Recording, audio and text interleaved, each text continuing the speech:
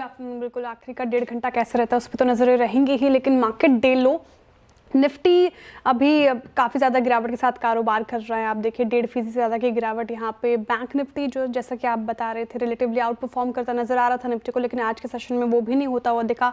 Mid cap small cap में सभी में बिकवाली।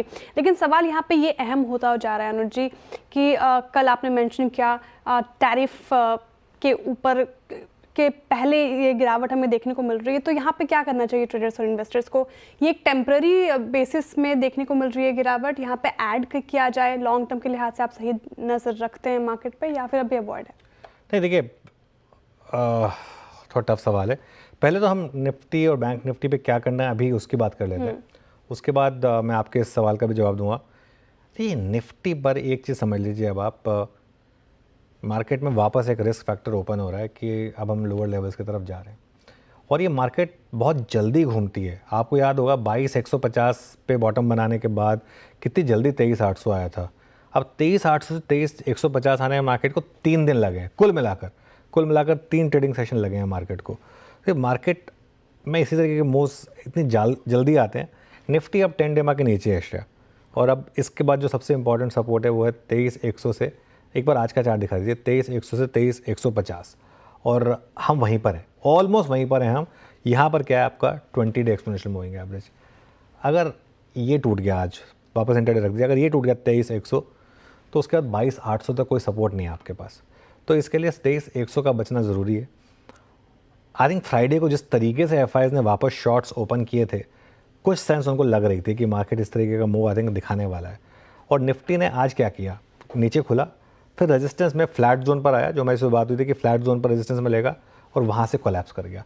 आई थिंक ज़्यादा जो ख़राब चीज़ हुई ना वो कोलैप्स था। अगर हम खुलते इस तरीके से और खुले होते इतना नीचे जो कल गिफ्ट निफ्टी बता रहा था और यहाँ पे होते तो भी फिर भी एक बार देख लेते। हम खुले ठीक ठाक ग्रीन में आए और फिर कोलैप्स हुए, इंट्राडे में कोलैप्स हुआ है बेसिकली, वो दिक्कत वाला मामला है। बैंक निफ्टी की जहाँ तक बात है 50,600 से 50,650 पर 10 डे एक्सपोनेंशियल मूविंग एवरेज है। अगर वो नहीं टिका यहाँ पर तो उसके बाद फिर आपका अगला सपोर्ट सीधा 50,150 पर है, 20 डे एक्सपोनेंशियल मूविंग एवरेज। यहाँ मुझे लग रहा है एफआईएस के बिकवाली ने थोड़ा मूड ख़राब किया है। आई थिंक मेरा व्यू बहुत क्लियर है, आपको कोई बहुत ज़्यादा कूद कर ये है कि मैं ही बॉटम पकड़ूंगा ये नहीं करना है हमको। कल का दिन निकल जाने दें, उसके बाद एक व्यू ले लें। अगर आप इन्वेस्टर हैं तो कोई दिक्कत नहीं, आप ऐड भी कर सकते हैं अच्छे शेयर्स को अगर वो आज गिरे हैं सिर्फ इस वजह से। लेकिन अगर आप एक ट्रेडर है ना, ट्रस्ट में इस वॉलेटिलिटी में कूद के कोई फ़ायदा नहीं है। इंडिया विक्स देखिए आप किस तरीके से भागा है, क्या ज़रूरत है? हर स्विंग पकड़नी ज़रूरी नहीं होती, बार बार मैं कहता हूँ हर स्विंग पकड़नी ज़रूरी नहीं होती। अब हम अगली स्विंग का वेट करेंगे। Very good afternoon. Stock specific action क्या लग रहा है? बिल्कुल अनुज, गुड आफ्टरनून। और इस बार सोमवार हमारे लिए थोड़ा सा हल्का रहा तो बुधवार भारी हो रहा है और उसी का असर जो है वो स्क्रीन पे विजिबल है। हाँ, जैसे कि आपने कहा अनुज कि एफआईएस की सेलिंग और उसको जैसे कि हम बात भी कर रहे थे सुबह कि स्टैट्स क्लियर थे उनकी तरफ से, कॉल राइटिंग, इंडेक्स शॉर्ट। आप अनुज एक और चीज़ देखिए, स्टॉक्स देखिए, HDFC बैंक बिलो 10 डेमा फर्स्ट टाइम पोस्ट 13 मार्च, यानी जब हमारा वो अपर स्विंग शुरू हुआ था। जरा प्लीज़ एक बार ओपन इंटरेस्ट रखिएगा स्क्रीन पर HDFC बैंक का। HDFC बैंक रखिए, फिर रिलायंस रखिए, फिर इन्फोसिस रखिए। ये 3 स्टॉक्स का जिक्र करूंगा। तो जो बात अनुज कह रहे हैं कि एफआईएस की सेलिंग टारगेट कर रही है, डेफिनेटली जरा please HDFC bank 15 lakh shares जुड़े हैं एंड ये अभी मात्र दूसरा दिन है इस सीरीज़ का। तो HDFC बैंक बिलो 10 डेमा हेडिंग टूवर्ड्स 20 डेमा, जो कि प्लेस्ड है करीब 1760 पर। गजब की शॉर्टिंग हुई है यहाँ पर। रिलायंस अभी देखिए, मैं सिर्फ कोई टिप्पणी कर रहा हूँ, स्टैट्स आपकी स्क्रीन पर रख रहा हूँ। रिलायंस थोड़ा सा प्रेशर में है आज। ये इंडेक्स के 3 हैवी वेट्स 1260 पे एट 20 डेमा स्पॉट में ये फ्यूचर्स है और यहाँ भी आज शॉर्टिंग हुई है। और मैं इसका जिक्र इसलिए कर रहा हूँ क्योंकि ये अपने लास्ट एवरेज को अभी छू के आया है, जो कि करीब 1250 पे है। इसका लास्ट जो average 50 day exponential average.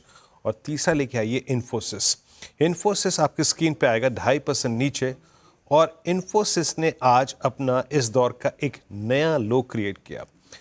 Simply means 1 जुलाई 2024 को इसने एक ब्रेकआउट दिया था अबाउट 200 डे एक्सपोनेंशियल एवरेज। आज ये उसको छू चुका है, रिविजिट कर चुका है। इन्वर्टेड फ्लैग का ब्रेकडाउन, साथ ही साथ ह्यूज शॉर्टिंग 17 लाख शेयर। अनुज, ये मैंने 3 स्टॉक्स रखे, मैं इंडेक्स का सूरत हाल यही बयान कर रहे थे। और ये जिस प्रकार की सेलिंग है आईटी में, look at Infosys, I mean पहचान में नहीं आ रहा चार्ट ये दिग्गज आईटी का है। क्या लग रहा है आईटी को देख के अभी, है ना? नहीं देखिए, आईटी में दिक्कत है वीरू। आई थिंक आपको याद होगा, हमने इवन जो पहले 2 दिन पहले शॉर्ट कवरिंग हुई थी उसमें भी बिल्कुल रत्ती भर भी कॉन्फिडेंस नहीं था।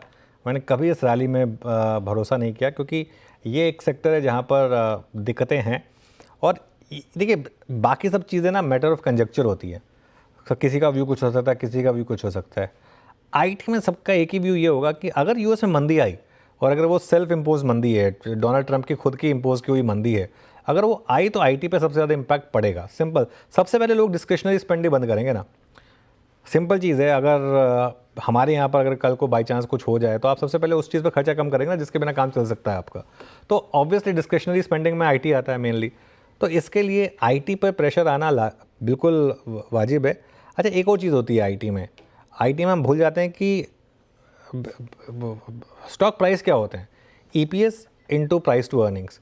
एक तो होता है आपका ईपीएस कम हो रहा है, एक होता है कि मार्केट धीरे धीरे प्राइस अर्निंग रेशो भी कम देता है।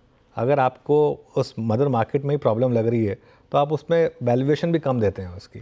इसकी वजह से मुझे हैरानी नहीं होगी अगर इस स्विंग में आईटी इंडेक्स जो है वो वापस अपने रीसेंट लोज को तोड़े।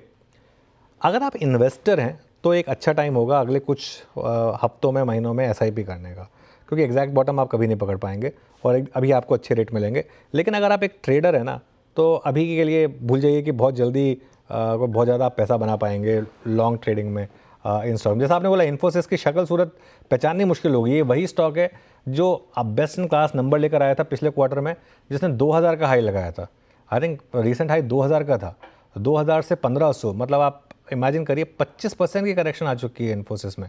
2000 से लेके 2006 का हाई था, 2006 के हाई से लेके 1500, मतलब एग्जैक्ट 25% की करेक्शन। बिल्कुल सही बोल रहे हैं आप। ये आई थिंक, और ये कोइंसाइड हुआ था वो ट्रंप के ऑफिस अज्यूम करने के बाद से। अच्छा, इसमें मैं एक और चीज़ जोड़ूंगा, ट्रंप 1.0 में भी ऐसा ही हुआ था। अगर आपको याद हो, ट्रंप 1.0 8 साल पहले, अब तब भी यही हुआ था। लेकिन उसके बाद आपको याद होगा आईटी में बहुत बड़ी रैली आई थी, क्योंकि एक जब लगता है कि खुद के उस पर सबसे ज़्यादा इम्पैक्ट आ रहा है तो वो यू टर्न भी आता है। मेरा ये मानना है कि आगे जाके डोनाल्ड ट्रंप यू टर्न करेंगे, उनको करना पड़ेगा, उनके पास कोई ऑप्शन नहीं होगा। जब अमेरिका की खुद की इकोनॉमी मंदी में आ जाएगी तो उनको ये सब चीज़ों में यू टर्न करना पड़ेगा। लेकिन उससे पहले प्राइसेस में कितना डैमेज हो सकता है ये कहना थोड़ा टफ होगा। चलिए आगे बढ़ते हैं और आज का ट्रेंडिंग स्टॉक्स और कार्यक्रम का क्रम समझ लेते हैं। श्रेया जी, ट्रेंडिंग स्टॉक्स लेंगे, कार्यक्रम का क्रम भी समझेंगे, लेकिन सवाल यहाँ पे एक और मेरी तरफ से ये है, आईटी पे हमने अभी चर्चा की, भारी गिरावट हमें देखने को मिली इस इंडेक्स में। इनफैक्ट आप पूरे सेक्टर स्पेसिफिक देखें, ऑयल एंड गैस को छोड़ के चौतरफा बिकवाली देखने को मिल रही है। सवाल यहाँ पे ये कि टैरिफ डेडलाइन से पहले वो कौन से सेक्टर्स हैं जिन पे निगाहें रहेंगी अभी फिलहाल? बिल्कुल, देखिए मैं एक चीज़ बताऊँ आपको, 2 सेक्टर्स हैं जहाँ पर मुझे लग रहा है कि पॉजिटिवली भी नज़र रखनी चाहिए आपको। उसमें से एक है टेक्सटाइल। हालांकि वो सेक्टर बहुत छोटा है, उसमें कोई बहुत ज़्यादा स्टॉक्स नहीं है, तो उसके लिए चाहे गोकुलदास एक्सपोर्ट्स हो या हिम्मत सिंह का हो, उनमें से काफ़ी स्टॉक्स अब ऐसे चलना शुरू हो गए हैं। एक तो वो सेक्टर हो सकता है, लेकिन उसमें कोई बहुत ज़्यादा बड़े स्टॉक्स है नहीं। तो इसके लिए एक बार देख लेते हैं, जैसे फॉर एग्जांपल वो गोकुलदास क्या कर रहा है, या फिर बाकी के 1-2 जो टेक्सटाइल स्टॉक्स लिस्टेड हैं वो क्या कर रहे हैं, वो देख लेते हैं। अदरवाइज जो दूसरा सेक्टर मुझे लग रहा है जिस पर आप फोकस कर सकते हैं ना श्रेया, वो है फार्मा। मेरा ये मानना है कि फार्मा एक ऐसा सेक्टर है जहां मार्केट को सबसे ज़्यादा डर लग रहा है। और अगर आप यूएस बेस्ड फार्मा स्टॉक्स देखेंगे, उनकी ज़बरदस्त पिटाई हुई है। आई थिंक, मुझे नहीं लगता कि फार्मा पे कुछ बहुत ज़्यादा टैरिफ आ सकता है। क्यों? ऐसा नहीं है कि यूएस में कुछ फार्मा की बहुत, मतलब यूएस की जो दवाइयाँ हैं जो हम उन पर बहुत ज़्यादा टैक्स लगाते हैं, ऐसा कुछ है हम अफोर्ड ही नहीं कर सकते। फॉर एग्जांपल वो उनकी जो कैंसर की मेडिसिन वगैरह होती हैं वो खुद वो अफोर्ड नहीं कर सकते, हम तो क्या अफोर्ड करेंगे। हमारी जेनरिक कंपनियां वहाँ पर दवाइयाँ बेचती हैं क्योंकि वहाँ पर काफ़ी एक ऐसी पॉपुलेशन है जो दवाइयाँ नहीं अफोर्ड कर सकते, उनको हम मेडिसिन प्रोवाइड करते हैं। तो इस वजह से मेरा ये मानना है कि ये थोड़ा सा एक सेक्टर है जहाँ पर काफ़ी पिटाई हो चुकी है और जो थोड़ा चलना चाहिए। ऑटोज़ और आईटी, ये 2 सेक्टर हैं जिसमें मैं अभी भी कह रहा हूँ आप थोड़ा केयरफुल रहें। प्लस फार्मा में इस बार नंबर्स अच्छे आने चाहिए इस क्वार्टर में, तो वो आपको एक एडेड शायद सपोर्ट प्रोवाइड करेगा। तो ये कुछ सेक्टर होंगे। चलिए आगे बढ़ते हैं।